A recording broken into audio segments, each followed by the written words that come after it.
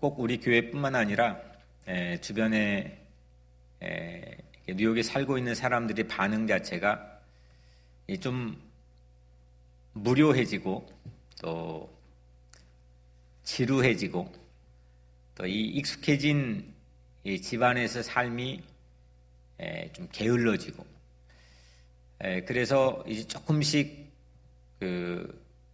이게 일상이 돼버리는 좀 또 색다른 어려운 시간들을 우리가 보내고 있는 것 같습니다.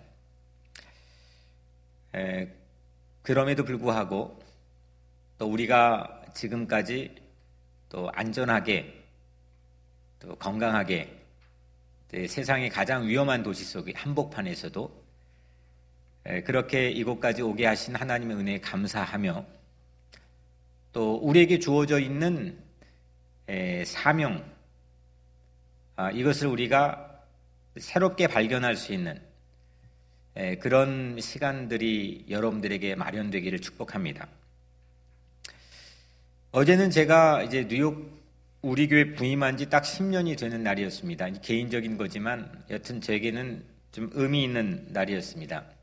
30대 중반이었던 제가 이제 40대 중반이 되었고 또 지난 한 주간 동안엔 지난 10년 동안 했던 일들을 쭉 생각하고 정리해 봤습니다. 나는 무엇을 했나 또 제대로 하긴 한 건가 돌아볼 기회였습니다. 최선을 다하려고 하긴 했었지만 민망한 10년이기도 했습니다. 그럼에도 한없이 부족할 때마다 하나님께서는 너그러우시는 은혜로 또 채워주시고 도약하게 해주셨던 것 같습니다. 하나님의 은혜고 또 하나님께 영광을 돌려드리며 또 지난 10년 동안 부족한 종과 함께 동역해 주신 또 여러분들 모두에게 깊이 고마움을 전합니다.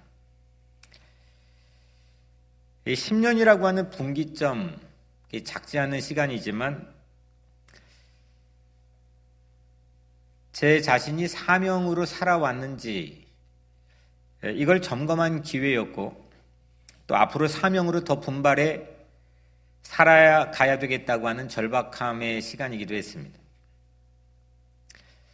비단 개인적인 저만의 10년이 아니라 뉴욕 우리교회 공동체에게도 그런 중요한 분기점이 마련되기를 바라는 마음에서 하나님께서 오늘 사도행전 9장에 이 말씀을 우리에게 읽게 하시고 나누게 하시는 것 같습니다. 오늘 제목은 다시 사명입니다. 세 가지의 대지를 가지고 첫 번째는 사명을 받기 전, 그리고 사명을 받는 찰나, 또 마지막으로는 사명을 받은 이후에 대해서 차례로 우리가 함께 살펴보겠습니다. 먼저 첫 번째로 사명을 받기 이전입니다.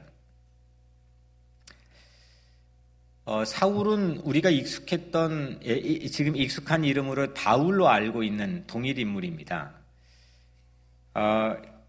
이 사명을 받기 이전의 이름을 우리가 사울이라고 부르죠. 사울은 누구보다도 열심히 살았습니다. 그리고 대중에게 인정을 받았습니다. 빌립보서 3장 6절 말씀에 보면 열심으로는 교회를 박해하고 율법의 의로는 흠이 없는 자라. 이거는 당시에는 상당히 자랑스러운 그런 이 커리어입니다.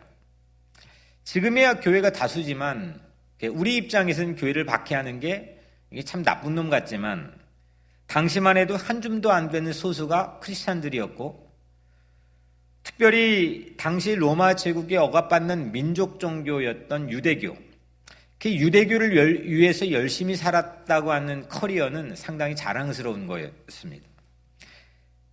더욱이 하나님의 법에도 하나도 흠이 없는 사람이었습니다. 오늘 1절과 2절에 보면 사울이 주의 제자들에게 대하여 여전히 위협과 살기가 등등하여 대제사장에게 가서 다메섹 여러 회당에 가져갈 공문을 청하니 이는 만일 그 도를 따르는 사람을 만나면 남녀를 물어나고 결박하여 예루살렘으로 잡아오려 함이라. 사명을 다 받고 난 다음에 쓰여진 얘기겠죠. 사명을 받은 다음에 되돌아보니까 그때 그 순간의 감정이 위협과 살기였다는 겁니다. 그런데 사명을 받기 전에는 이거는 순전히 사울의 열심이었습니다. 사명을 모르던 시절에 사울의 이 열심은 위협과 살기였고, 그가 보여줬던 이 사울의 열심, 오늘 1절과 2절의 사울의 열심은 오지랖에 불과했습니다.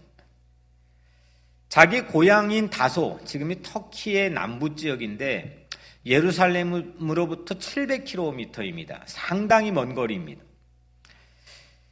그렇게 떨어져 있는 예루살렘의 대제사장에게 공문을 받으려고 갑니다. 그리고 다시 예루살렘에서 250km 떨어져 있는 다메섹에 갑니다. 이유는 예수를 믿는 그 도를 따라 사는 사람을 결박해가지고 체포해서 예루살렘으로 데려오기 위함입니다.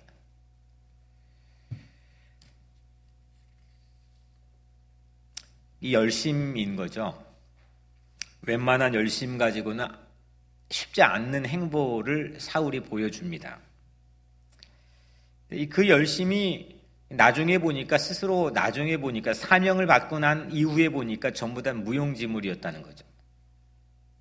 상당히 충격적인 얘기입니다. 우리 각자도 열심히 살고 싶어 합니다. 근데 그 열심이 여러분들에게는 어떠한 열심입니까? 사울의 열심이 남일이 아닐 수도 있지 않을까요? 열심을 지금은 강제로 중지할 수밖에 없는 코로나 시대에 살고 있습니다. 내가 그동안 최선을 다했던 분야의 모든 일들이 점점 열심히 줄어들 수밖에 없고 때로는 중지할 수밖에 없는 그런 시대에 살고 있습니다. 과연 우리 가지고 있는 열심이 무엇인가, 그 정체가 뭔가, 혹시 나중에 뒤돌아보면 무용지물이 될 그런 열심은 아니었을까? 이걸 진지하게 생각해 볼 수 있는 최적기를 우리는 보내고 있을지도 모르겠습니다. 지금은 우리가 열심을 부리기가 어렵습니다. 열심을 부릴 수가 없습니다. 그냥 두리뭉실 괜찮은 척 하면서 그렇게 넘어갔다가 혹시 낭패를 보면 안 될 일이겠죠. 우리의 최선이 어느 때 돌아보니까, 어느 순간 뒤를 돌아보니까 그게 위협이고 살기였다면 그게 어떻게 되겠습니까? 낭패를 보는 거죠. 근데 많은 경우가 그렇지 않을까요? 뭔가 우리가 걸어가는 삶에 대한 확신과 그 확증에 대한 보증을 우리가 얻어가면서 이거 맞는 길이야, 이거 괜찮은 길이야, 우리가 선택한 거에 대해서 그렇게 개런티를 얻어가면서 우리가 열심을 부린다면 괜찮겠지만 우리의 선택 안에는 늘 실존적인 불안이 있기 때문에 이게 맞는 건가? 이게 옳은 건가? 이렇게 하면 되는 건가? 이거에 대한 답을 확실히 갖고 살지 못할 때가 참 많습니다. 사울이 가지고 있는 이 공문, 예루살렘인 대제사장에 가서 받은 공문, 이 공문은 권위를 상징하죠. 자기 권위로 다 안 되니까 당시 이 유대교의 최고 권위를 가지고 있는 대제사장의 권위를 빌려오는 겁니다. 그러니까 자기가 할 일에 대한 보증이죠. 우리들도 내가 가진 아버지의 권위가 있습니다. 어머니의 권위가 있고, 직분에 대한 권위가 있고, 직장 안에서의 가지고 있는 권위가 있습니다. 그리고 저 같으면 목사의 권위가 있습니다. 이 권위를 가지고 혹 사울처럼 엉뚱한 일을 해버리면 어떻게 하겠습니까? 그게 다 올바르다고 여러분들은 확신합니까? 부모로 아버지 어머니로 살며 자녀에게 가지고 있는 아버지 어머니의 권위를 가지고 행사하는 모든 일들이 올바르다고 자신할 수 있는 부모가 과연 세상에 있을까요? 또 저 같으면 목사는 과연 그럴까요?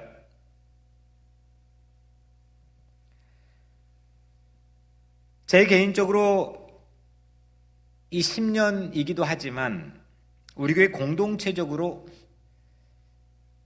사명이 과연 우리에게는 무엇인지, 사명대로 우리 공동체가 움직여가고 있는지, 또 우리 교회 안에 속해 있는 여러분들 모두는 사명을 가지고 살고 있는지, 내게 맡겨진 일대로, 순리대로, 하나님의 뜻대로 내게 주어져 있는 소중한 시간을 그렇게 살고 있는지, 우리는 그렇게 물어야 될 최적기의 시기를 보내고 있습니다. 그래서 우리는 오늘 이 사도행전 9장 사울에게 일어났던 이 사명 사건, 이것이 우리 안에도 일어나기를 간절히 기원합니다. 하나님은 특별한 사람에게만 사명을 주는 것이라고 우리는 착각을 할 때가 많이 있습니다.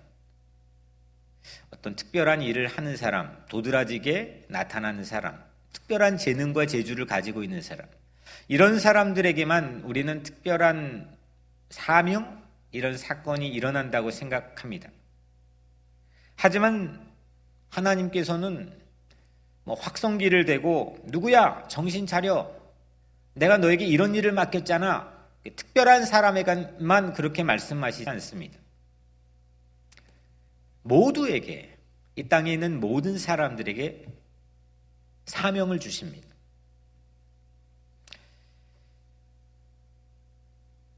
할 일이 없으면 꼭 문제가 발생합니다. 또 내가 할 일이 없다고 생각하면 문제가 발생합니다. 사회적으로 실업률이 높아지면 이건 분규가 일어나고 사회적으로 큰 일이 발생합니다.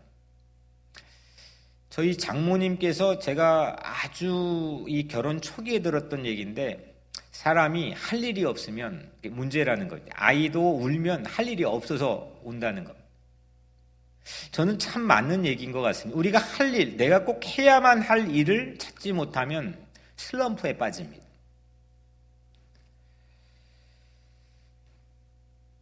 하나님께서 우리에게 맡겨주신 일, 나에게 맡겨주신 일, 우리 공동체적으로 우리 교회에 맡겨주신 일을 찾지 못하면 교회는, 공동체는, 가정은, 개인은 슬럼프를 맞이하게 됩니다.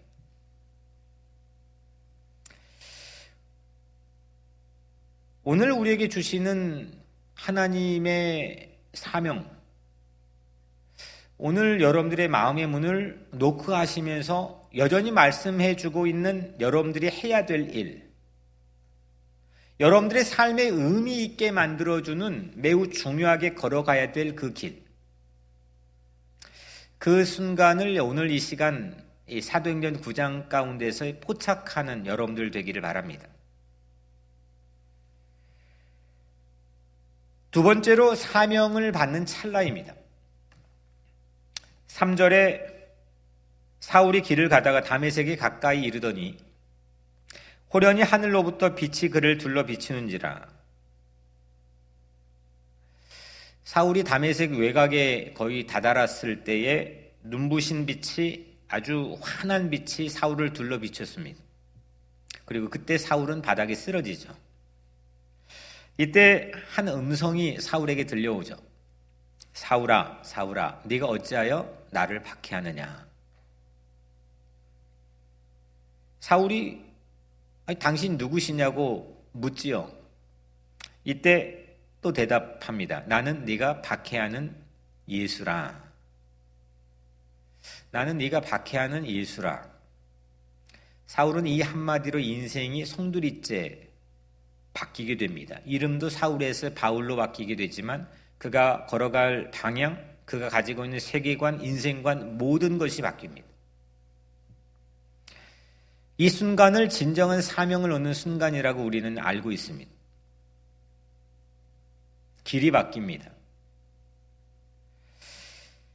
근데 이 대목에서 실질적인 솔직한 물음이 하나가 있습니다. 예수님이 사울에게 지금 찾아오셨죠. 그리고 예수님이 빛 가운데서 음성을 들려주셨습니다. 사울도 어쩌지 못할 강력한 빛을 가지고 그에게 비춰줬고 말씀해 주셨습니다.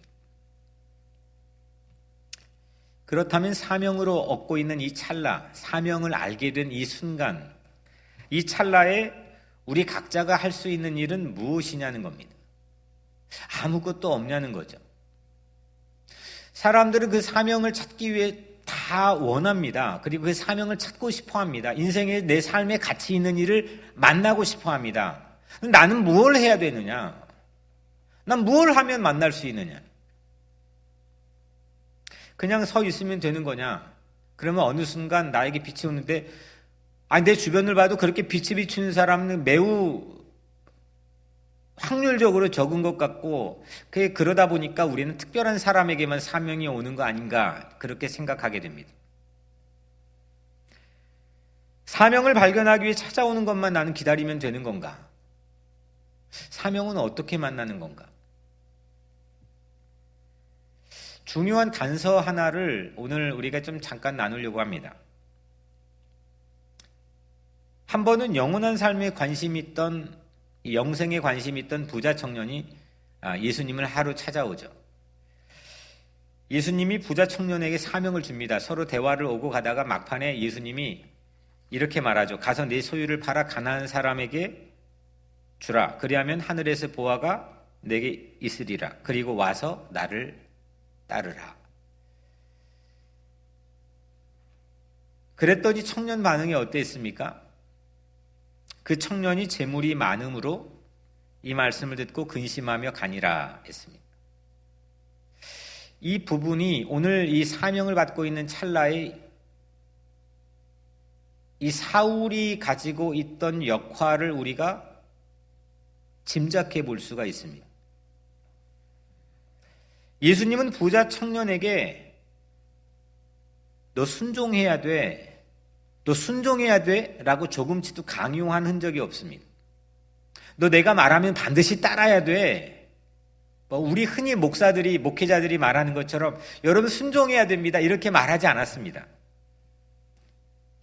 이 부자 청년을 예수님이 붙잡으려고 애쓰지도 않았습니다. 그러는 적이 없잖아요. 또 예수님은 결코 속여가지고 좀 과장되게 좀 부황부황하게 만들어가지고 자칫 덫에 빠뜨린 일도 없습니다.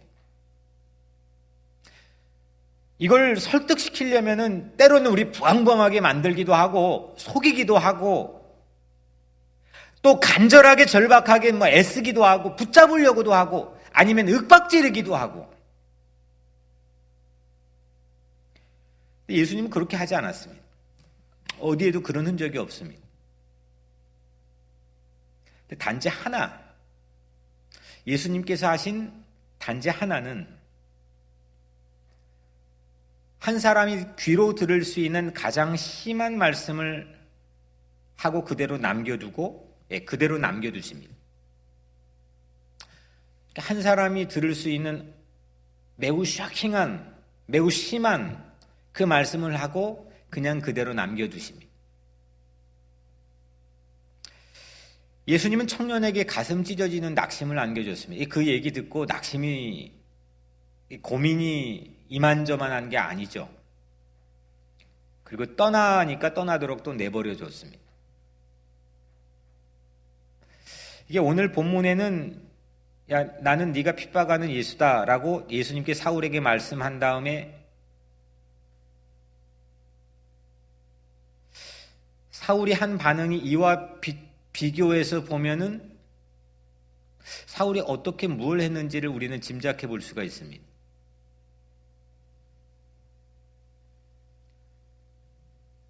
성경에 사명 사건이 일어나는 순간들을 보면 모세에게도 이사야에게도 요나에게도 예레미야에게도 이렇게 하나님은 애초에 심한 말씀을 그 사명 순간이 찰나에 주십니다. 한결같이 그들은 주춤합니다. 막 우리는 사명하면 하나님 내가 할 일을 이렇게 주셨군요. 환희에 젖어가지고 받는 그 순간을 생각하고 뭐 그렇게 간증을 하기도 하지만 대부분의 사명의 사건의 그 순간의 찰나에는 주춤합니다. 그리고 밀어낼 수 있는 여지도 많습니다. 때론 거절하기도 합니다. 요나처럼 반대로 도망가기도 합니다.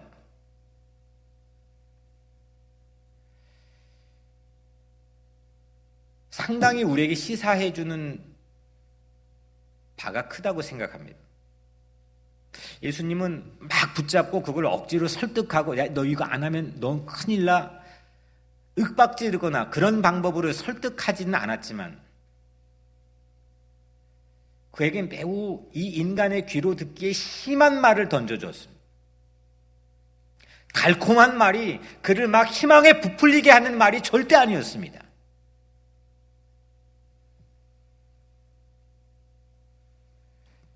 사울도 충분히 낙심될 만한 음성을 듣지 않았습니까? 이런 거 아닙니까? 야, 너가 나 괴롭히고 너 죽이려고 했잖아. 바로 내가 그 나야 라고 말한 거 아닙니까? 여러분들이 그 얘기를 누군가에게 들었다고 생각해 보십시오. 누가 그 이야기 듣고 편하겠습니까? 그런데 사울은 부자 청년처럼 그 음성을 듣고 낙심한 채로 그 자리를 떠나지 않았습니다. 3일 뒤에도 그 눈이 다시 보여지는 그 순간 이후에도 그게 마음에 생치기를 내지 않았습니다. 도리어 그 말 한마디가 그 인생을 완전히 바꿔버렸습니다. 그는 결정적인 순간마다 성경에 소개되는 5번도 사도행전 오늘 9장, 22장, 26장, 갈라디아서 1장, 고린도전서 15장 그는 매우 중요한 순간마다 그때 들었던 음성을 자기 삶의 매우 중요한 기준요 축으로 제공합니다. 소개합니다.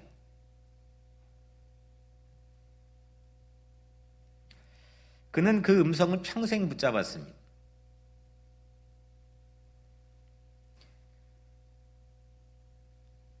그 음성을 평생 붙잡고 난 이후부터 그는 해야 할 일을 오늘 본문에서 발견하게 되죠. 6절에 너는 일어나 시내로 들어가라. 네가 행할 것을 내게 이를 자가 있느니라. 우리는 뭘 하며 살아야 됩니까? 그냥 이렇게 밥벌이하고 뭐 직장 다니면서 별 삶에 큰 의미가 없는 것 같은데, 아니면 뭐 그렇게 꿈을 가지고 해봤다가 벽에 부딪혔는데 사선책으로 뭔가를 찾아가지고 그냥 살아가는 그런 삶이 정말 나에게는 의미 있는 일입니까? 그게 여러분들에게는 사명입니까? 그 사명이라면 정말 다행이겠지만 여러분들은 뒤를 돌아보니까 그 열심이 위협과 살기로 평가될 수 있는 혹 그런 일을 하고 있지는 않습니까? 우리의 인생의 시간은 계속 착착착 가고 있는데, 뭐 지금 코로나 시대에 집안에 무료하건 뭐건 큰 여러분들이 붙잡을 수 없는 시간, 인생에 주어져 있는 이 시간의 한계는 여러분들 계속 지나가고 있는데, 여러분들이 하고 있는 일, 앞으로 해야 될 일은 무엇입니까? 사명은 뭡니까?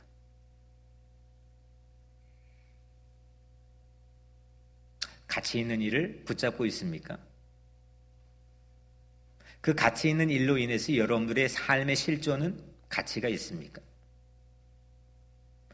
작은 환경에 내 삶의 가치가 마구 흔들립니까?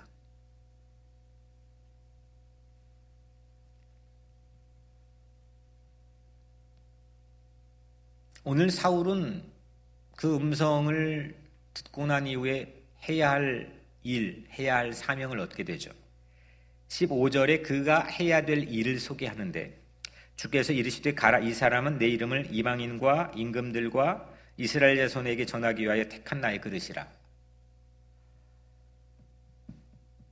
예수를 이 이스라엘의 그 경계를 뛰어넘어 예수를 전하게 된 가장 큰 원인, 기독교가 오늘 우리 한국인들에게나 뭐 미국에게나 영국에게나 가게 된 가장 큰 원인, 바울을 빼놓고는 이야기할 수가 없죠. 베드로나 야고보는 예루살렘 교회의 수장 역할을 맡아서 섬겼습니다. 다른 제자들도 예루살렘이나 이게 그들이 살고 있는 이 자그마한 국토 안의 경계를 넘어가기가 쉽지 않았습니다. 근데 그는 이방인과 그러니까 우리로 치면은 외국인입니다. 유대인 아닌 외국인과 임금 왕들과 이스라엘 자손들에게 예수의 이름을 전하기 위해 택한 나의 그릇이다. 예수의 이름을 전하는 게 그의 사명, 그가 할 일이 되었습니다. 그리고 그가 글을 쓰면 성경에 그가 우리에게 남겨준 주된 사역은 그의 글이니까 그가 글을 쓰면 사람의 가슴이 뜨거워집니다. 밍숭맹숭하고 식어버린 그냥 박제돼버린 그냥 폼만 나게 썼던 그 글이 아니면 2000년이 지나도 사람을 흥분하게 합니다.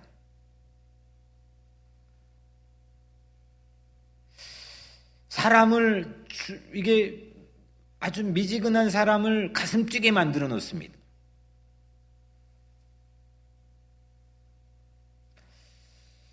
그게 뭐냐? 그 원인이 뭐냐? 그게 사명받았던 사도행전 9장의 사건이 있기 때문이었다고 그 자신이 늘 반복해서 이야기했습니다.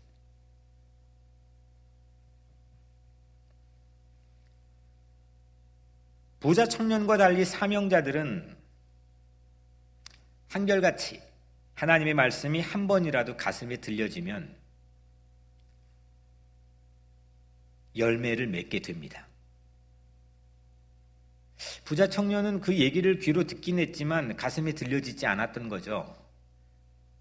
상당히 거북하고 심한 말을 들었는데 그야 가난한 자들에게 네 소유 팔아가지고 나눠줘라. 그게 뭐 얼마만큼인지 실제로 그렇게 요구했던 건지 그건 상관이 없고 그 얘기를 듣고 가슴에 들려지지 않았습니다. 물론 사명은 말씀을 우리가 듣기 전인 오늘 뭐 설교를 듣거나 여러분들이 성경을 읽거나 이렇게 말씀을 듣기 전인 우리가 태어날 때부터 태어나기 이전부터 사명이라고 하는 건 우리에게 주어져 있는 걸로 우리는 믿고 있죠. 우리 특히 장로교는 예정론을 믿고 있고 하나님은 태고적부터 우리 각자의 삶엔 특별한 매뉴얼과 섭리 가운데 우리가 해야 될 일을 우리에게 주셨다고 우리는 믿고 있습니다. 그런 신앙을 고백하고 살고 있습니다. 우리는 우연히 던져진 게 아니라는 겁니다. 나는 그냥 우연히 던져진 게 아니고 이유가 있다는 겁니다. 지난주 설교 마지막에 얘기했지만 하이데거는 그냥 우리 각자의 실존 자체를 내동댕이 쳐진 존재라고 표현했고 함석헌 선생님은 그냥 하나님의 발길에 채여진 그런 삶의 존재를 고백하기도 했죠. 나는 뭐냐? 나는 왜 태어났냐? 나는 왜 이걸 하고 있느냐? 이 실존적인 물음에 대한 사실 답을 할 여유도 우리는 갖고 살지도 못하지만 그 생각을 해도 우리는 답을 찾지 못하고 살아갑니다. 나 왜 태어났느냐? 예수님은 요한복음 10장 10절에 내가 온 것은 인자가 온 것은 하나님께서 나에게 보내서 왔다는 보냄받은 자의 삶이라고 하는 걸 고백하죠. 그 사명자의 삶입니다. 우리는 우연히 던져지지 않았다는 거죠. 사명이라는 것은 우리가 태어나기 전부터 우리에게 주어져 있지만 우리는 하나님의 말씀을 진리를 통해서 그거를 확인하고 발견할 수가 있습니다. 원래 있는 거지만 내 삶에 원래 있는 거지만 원래 주어진 거지만 내가 발견할 수 있는 건 진리의 기준을 통해서 우리는 발견하게 되는 거죠. 근데 그 진리의 기준인 말씀 자체가 거의 대부분 오늘 이 사명 사건들을 쭉 살펴보면 매우 심한 말, 우리가 받아들이기 어려운 말, 우리에게는 매우 부담스러운 말, 그런 말을 통해 하나님은 우리에게 사명을 일깨워 줍니다. 그 말씀은 보냄받은 자의 인증서와 같은 거죠. 그래서 우리는 말씀이 들려줘야 됩니다. 한 말씀만 내 마음속에 들려줘도 우리는 내가 해야 될 일, 내 삶에 대해서 주어져 있는 사명을 발견하게 되는 거죠. 우리는 예수님의 말씀을 들은 후에 갈래길에 그래 섭니다. 낙심이냐 순종이냐, 내가 돌아갈 거냐 따라갈 거냐. 부자 청년 낙심했고 사도 바울은 순종했습니다. 가장 심한 말이 아니면, 그게 아니라고 한다면 우리는 내 삶을 송두리째 뒤집어 보지 못합니다. 이 사울로 살았던 가장 근원적인 이유가 고정관념 아닙니까? 이렇게 유대교, 자기가 자라난 배워온 텃밭, 터전, 몸에 익숙해져 있는 그 고정관념, 거기에서 벗어나지 못하는 거죠. 새로운 걸 보지 못하는 겁니다. 자기 딴에는 최고의 가말리알 문화생으로 학업을 하고 했지만 그 고정관념이라는 걸 벗어나지 못하니까 도리어 자기가 살아왔던 모든 열심이 위협과 살기로 이후에 보니까 평가가 되는 거죠. 말씀이 들리기만 하면 완전히 달라진 삶을 우리는 살게 됩니다. 바울의 사명이 그래서 예수가 되는 거죠. 예수가 품고 전했던 비전을 전하는 것이 바울의 사명이 되었습니다. 어디든 갑니다. 어떤 수모든 감당합니다. 바울의 사명 선언문과 같은 말씀인 빌립보서 3장 8절 9절 말씀에 보면, 내가 그를 위하여 모든 것을 잃어버리고 배설물로 여기면 그리스도를 얻고 그 안에서 발견되려 함이니. 그러니까 이전 것을 모두 배설물로 여기죠. 예수 때문에 이전 것을 모두 다 배설물처럼 여깁니다. 이 부분을 가지고 한 주일 내내 지난 제 10년을 향해서 물었습니다. 모든 것을 배설물로 여길 정도로 이 주님의 말씀에 흔쾌히 기쁘게 즐겁게 그렇게 순종하며 따라 살아왔는가?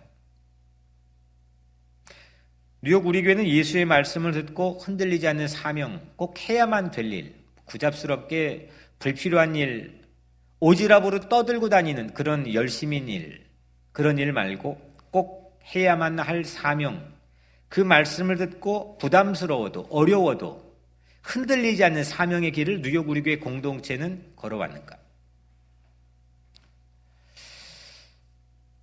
우리가 살아오는 열심이, 우리 교회가 실컷 해왔던 열심이 말짱 그냥 도루묵이 되지 않기 위해서는 이건 정말 우리 각자 인생과 신앙 공동체 또 여러분들의 가정의 중요한 질문입니다. 오늘 이 진리의 음성, 이 말씀의 음성이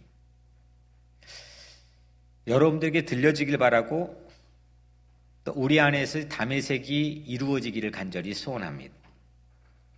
마지막 세 번째로, 첫 번째는 사명을 받기 이전입니다. 그리고 두 번째는 사명을 받는 찰나, 어떻게 사명이 이루어졌느냐, 우리는 할 일이 없느냐, 이 사울의 반응을 통해서 우리는 살펴봤습니다. 마지막 세 번째, 사명을 받은 이후입니다. 사명은 한마디로, 사명이라는 건 다시 보는 겁니다. 전혀 새로운 세상을 보는 겁니다. 사울이라는 사람은 다메섹 사건 후에 전혀 다른 세계관을 갖게 되죠. 그는 다메섹에서 눈이 멀었습니다. 오늘 8절에 사울이 땅에서 일어나 눈은 떴으나 아무것도 보지 못하고 사람의 손에 끌려 다메섹으로 들어가서 보지 못합니다. 9절에 사흘 동안 보지 못하고 사울은 3일 동안 그로부터 보지 못했습니다. 그런데 아나니아라는 제자가 안수할 때 사울은 다시 보기 시작합니다. 12절에 그가 아나니아라는 사람이 들어와서 자기에게 안수하여 다시 보게 하는 것을 보았느니라. 이전 것을 보지 않고 전혀 새로운 것, 전혀 다른 것을 다시 보게 되는 사명자의 삶을 이제 바울은 살게 됩니다. 17절에도 너로 다시 보게 하시고 성령으로 충만하게 하신다. 다시 보게 될 때 새로운 능력이 그에게 임했습니다. 18절 오늘 마지막 이 부분에도 즉시 사울의 눈에서 비늘 같은 것이 벗겨져 다시 보게 된지라. 일어나 세례를 받고 음식을 먹음에 강건하여지니라. 사울 눈에서 비늘이 벗겨지고 다시 보게 됩니다. 뭔가 껍데기가 벗겨지고 다시 보게 되는 거죠. 3번이나 반복해가지고 다시 보게 됩니다. 다시 보는 게 사명자의 삶의 시작인 거죠. 근데 그 사명을 받은 이후에 삶을 오늘 이 본문 안에서는 다 보여주지는 않지만 우리에게는 매우 초미의 관심입니다. 사명을 받았다. 사명을 발견했다. 어느 순간 사명자의 삶이 되었다. 근데 그 이유는 과연 어떠한가? 그게 유지가 되고 있는가? 내 콜링이 유지가 되고 있는가? 그 열정이 유지가 되고 있는가? 다시 보게 되는 것을 계속 보고 있는가? 그 새로움을 계속 유지하고 보고 있는가? 이게 매우 중요한 관건입니다. 도리어 사명을 받는 찰나보다도 더 중요할 수도 있습니다. 우리는 어느 순간에는 목사로 안수를 받고 또 장로로 안수를 받고 안수집사로 안수를 받고 권사로 임직을 하고 또 교회 성도로 처음 입교를 하고 세례를 받고 수없는 신앙적인 콜링의 순간을 맞이하고 지나칩니다. 가슴이 뜨거워지기도 합니다. 다짐과 결심도 새로운 것도 보기 시작합니다. 어느 순간엔 내가 하나님의 말씀을 듣다가 눈이 열리기도 합니다. 그게 유지가 되고 있습니까? 그 콜링이 여러분들의 유지가 되고 있습니까?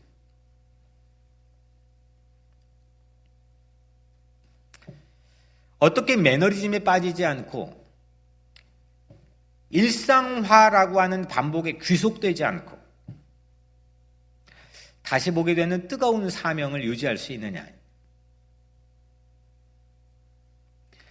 그러면 인간이 원래 그게 어떻게 유지가 돼? 이게 맞는 거냐? 하나님을 우리가 왜 믿습니까?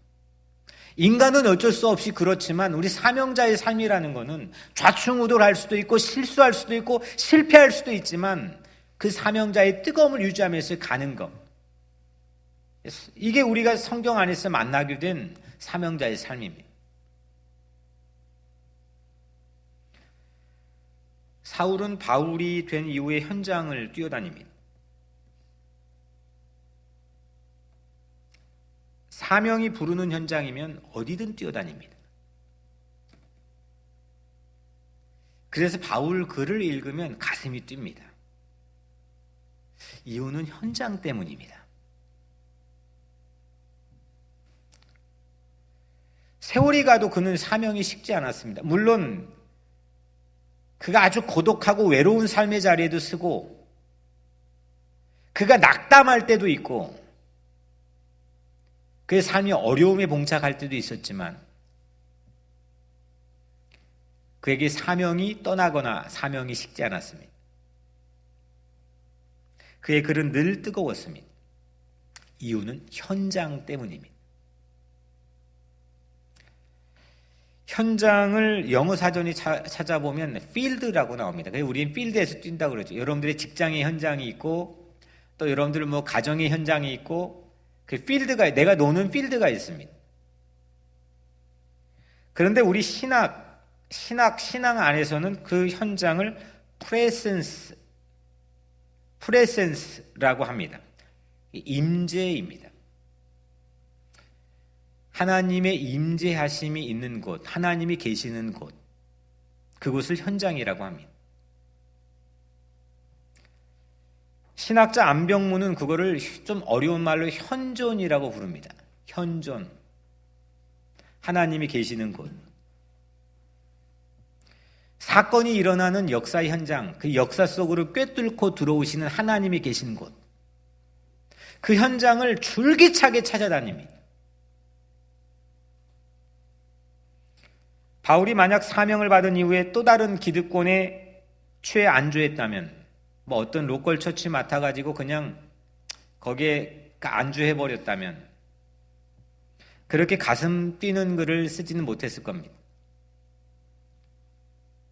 그는 하나님 뜻대로 사는 순간부터 하나님의 뜻이 있는 현장을 쫓아다녔습니다. 이것이 사명을 유지할 수 있는 동력입니다. 제가 이보교 이민자 보호교회를 섬기면서 임원진들이 가끔 하는 얘기도 이보교가 현장을 떠나버리면 아무 생명이 없는 거다. 누구든지 시간이 지나가면 반복이 되고 익숙해지면 내가 가장 잘하게 되면 그 매너리즘에 빠집니다.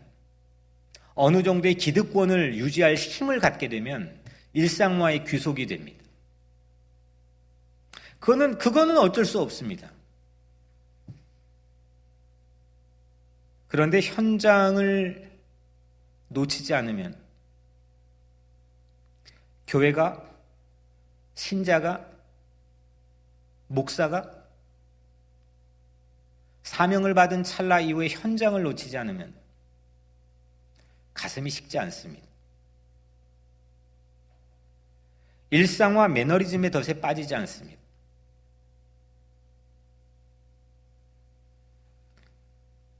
긴박감을 잃어버리지 않되 평온과 담대함도 유지할 수 있습니다. 다시 보게 된 것을 끊임없이 다시 볼 수 있게 됩니다.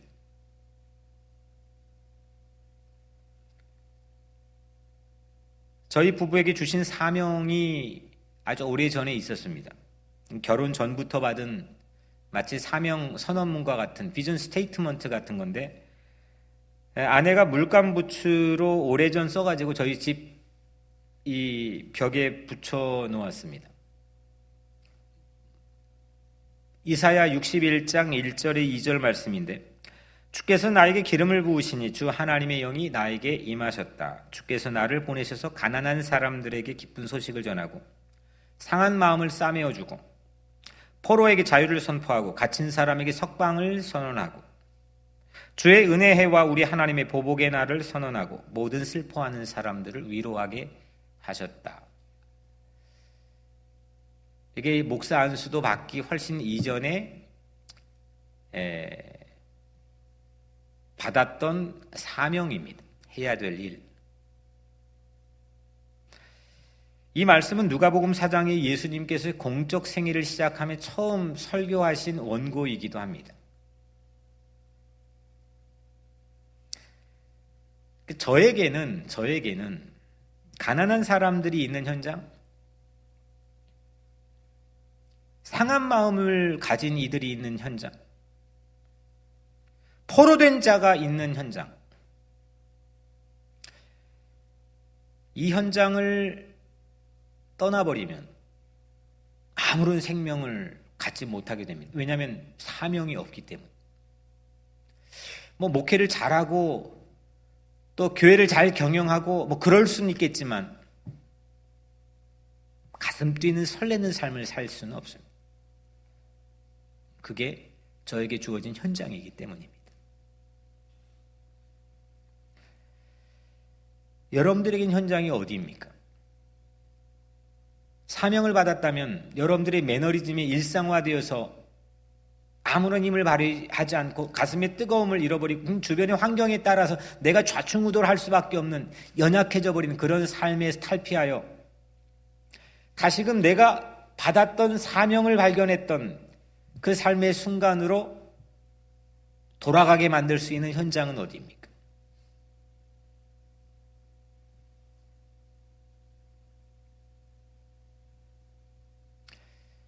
하나님을 믿는 사람들에게는 우리 안 되는 건 없습니다. 해다가 안 되는 거는 내 영역이 아니겠지만 애시당초 이건 안 되라고 시작하고 단정하고 믿음이라고 하는 것은 모든 배리어를 뛰어넘는 겁니다. 가장 중요한 동력이 사명입니다.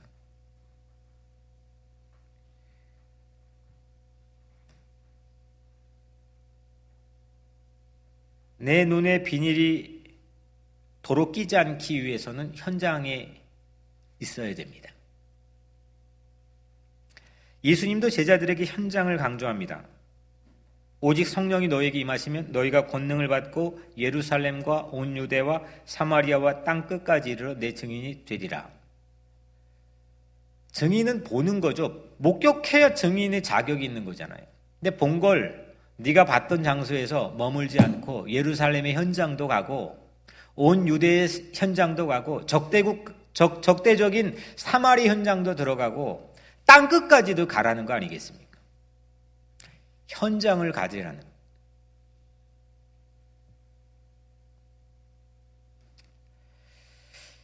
이것은 실제 여행하고 다녀야만 갈 현장이 아닙니다. 이게 오해하면 우리가 이렇게 막 돌아다니면 되는 건가? 그렇지 않습니다. 칸트란 사람은 일생 독일의 자기 동네 우물가의 주변에서 일평생을 왔다 갔다 했습니다. 지금까지 세계 철학 사상사를 움직이는 주요 인물이 됩니다.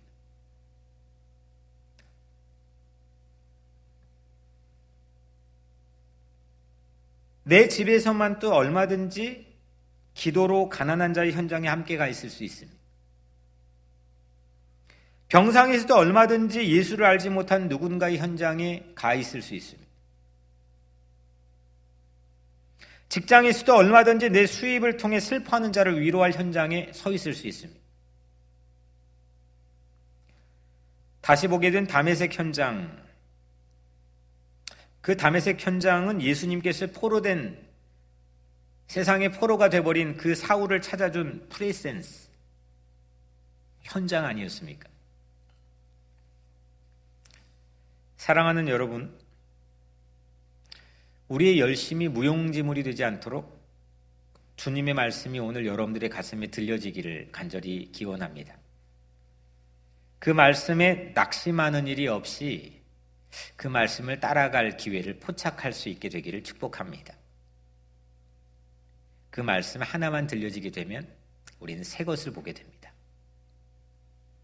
어떤 상황에서도 사명이 흔들리지 않기 위해 현장을 떠나지 않도록 우리의 영을 각별히 주의하여 세웁시다.